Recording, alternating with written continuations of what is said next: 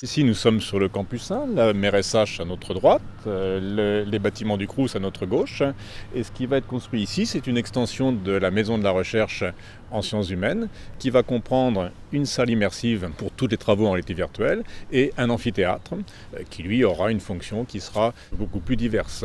Donc les travaux devraient commencer en juillet de cette année, juillet 2014. Les fondations faites en septembre 2014 et la livraison du bâtiment, si tout va bien, en septembre 2015. Dans la salle immersive, qui est la partie la plus spécialisée, nous aurons donc à l'intérieur de cette grande salle qui va être construite ici, un espace complètement immersif avec des écrans au sol, sur les murs de côté et en face. Et ce sera une des plus grandes salles immersives de France destinées à la recherche, puisqu'il y aura 9 mètres sur les grands côtés, 4,50 m sur le petit côté du fond, et le tout sur 3 mètres de hauteur.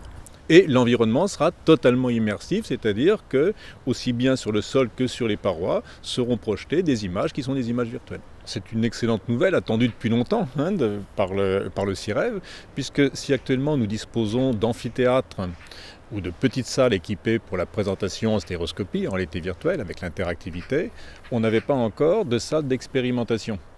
Et là, dans cet espace immersif, eh bien, toutes les équipes qui ont besoin de la réalité virtuelle, non pas pour présenter quelque chose, un environnement disparu, par exemple la Rome ancienne ou Caen avant la guerre, comme nous le faisons, eh bien, ces équipes ont besoin d'examiner le déplacement d'une personne dans un environnement qui ne lui est pas familier, ou de voir comment se comporte quelqu'un qui a des problèmes de mémoire, quelqu'un qui a des problèmes d'orientation, quelqu'un qui a différents problèmes, de voir comment ces personnes se comportent dans un espace donné. Et bien là, toutes ces équipes-là pourront faire leur expérimentation dans cette salle. Il y aura d'ailleurs, à côté de la salle immersive, des salles de préparation, des salles d'analyse des résultats, des salles de contrôle.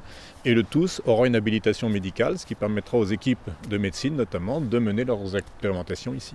Cet équipement sera ouvert au monde du privé, aux sociétés qui auront besoin de l'utiliser en Basse-Normandie. Et un des intérêts de faire ça ici, c'est qu'on espère non seulement développer les recherches à Caen, mais également attirer des chercheurs, des doctorants d'universités voisines, voire pourquoi pas d'universités étrangères, qui viendront ici parce que l'équipement leur permettra de poursuivre d'approfondir leurs recherches dans ce domaine-là.